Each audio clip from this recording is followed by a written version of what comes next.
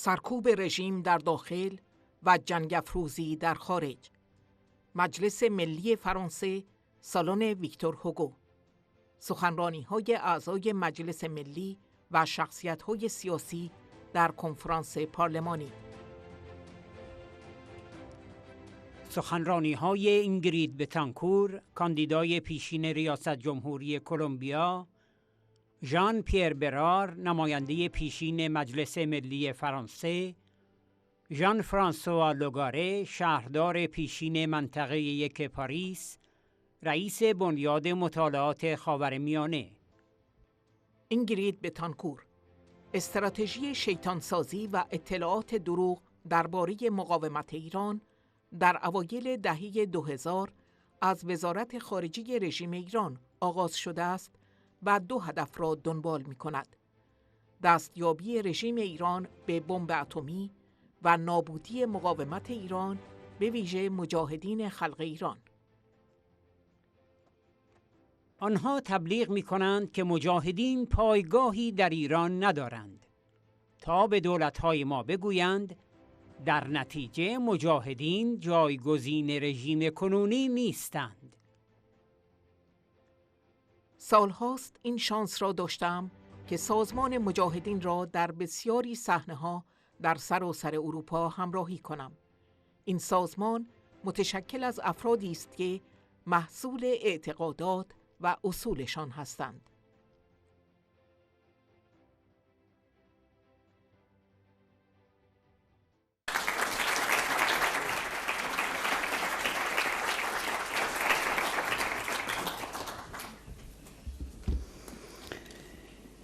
Chère Myriam Radjavi, grande amie, chère Cécile Rilhac, merci pour cette invitation. Merci aussi à tous les membres du CPID, à André Chassaigne, à Hervé Solignac, à Yannick Favennec et à tous les autres amis parlementaires qui sont là, à Valérie Rabault. C'est un moment, je pense, pour nous tous, important de nous réunir pour réfléchir à ce qui se passe autour de nous et de regarder en conscience et en connaissance de cause et de réfléchir tous ensemble sur ce qui se passe autour de nous. Il y a un an, nous étions, pas dans cette même salle, mais nous étions aussi rassemblés, et il y avait avec nous un homme exceptionnel, un grand ami personnel, Alejo Vidal Quadras. Alejo, espagnol, devrait être ici avec nous. Et il ne l'est pas parce qu'il y a 2 mois, il a été victime d'un attentat. Il sortait de chez lui, comme il le faisait, c'était une routine pour lui, et il a vu s'avancer un homme, le tueur, qui a tiré sur lui à bout portant. Alors, est-ce qu'on peut parler du miracle? Je ne sais pas, en tout cas, de chance extraordinaire, oui, parce que la balle est entrée sous la mâchoire et ressortie de l'autre côté sous l'oreille. Trajectoire très bizarre, mais qui lui a permis d'être vivant et en bonne santé en ce moment. Je voudrais qu'on ait un moment d'hommage et un applaudissement en l'honneur d'Alejo.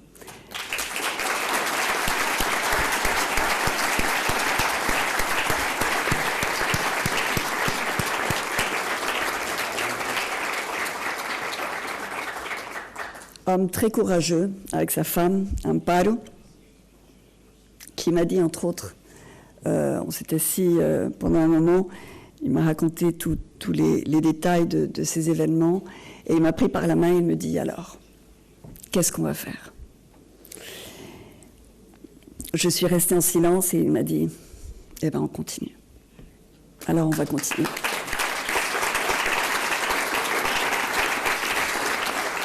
On va continuer, et comme l'avait dit, je crois que c'était Philippe Gosselin, on va confronter la pieuvre. Et la pieuvre, elle n'est pas seulement au Moyen-Orient, elle est juste là, tout près de nous.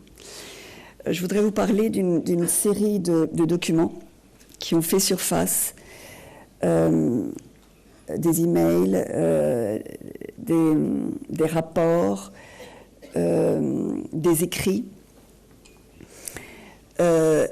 qui ont mis en lumière tout un réseau de collaborateurs et d'espions qui ont une influence très grande et je dirais démesurée, parce qu'elle est démesurée parce que nous ne faisons pas suffisamment attention. Nous pensons que nous sommes blindés, que nous sommes adultes et que nous ne sommes pas influençables.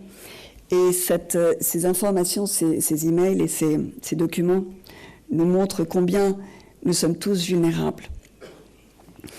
Il y a beaucoup de noms.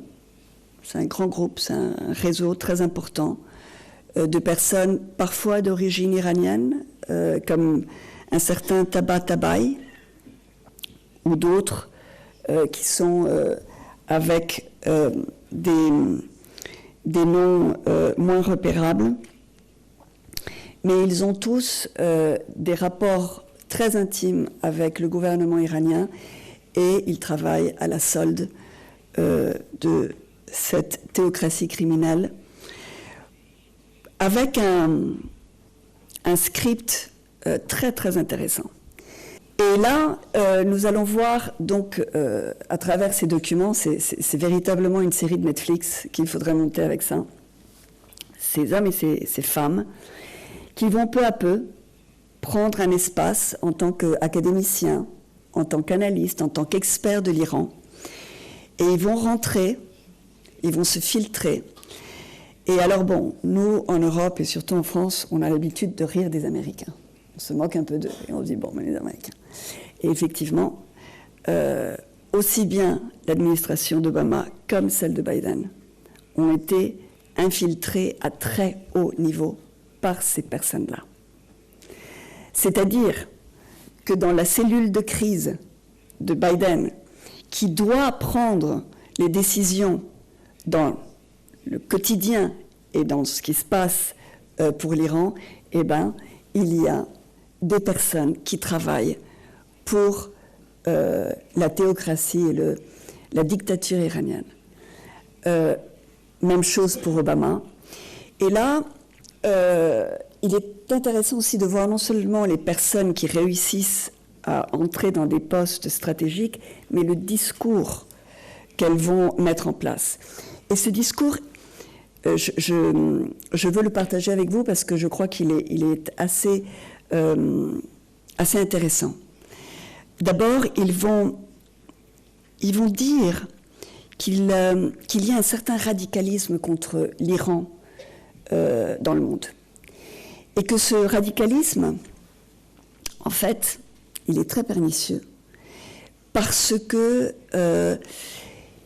il a un effet de levier sur les personnes qui en Iran sont les plus radicales. C'est-à-dire que plus on est radical en Occident, et plus on exige de l'Iran, et plus on favorise la montée des faucons iraniens. Tiens, ça c'est très intéressant. Et non seulement cela, mais ils parlent de pression. Et ils disent que la pression des violents qui veulent qu'il n'y ait pas d'accord avec l'Iran, en particulier dans le thème de l'accord nucléaire, est très dangereux. Parce que ces pressions ont tendance à resserrer les taux et à faire que des personnes qui proches ou en gravitation autour du gouvernement iranien seraient des modérés, perdent la possibilité d'influencer le gouvernement iranien, et ce sont les durs qui vont prendre la main. Bon, quand on voit d'où ça vient, ça fait rire parce que c'est effectivement les plus durs qui essaient de nous convaincre qu'en Europe et aux États-Unis, il faut être complaisant par rapport à l'Iran. Ils vont dire aussi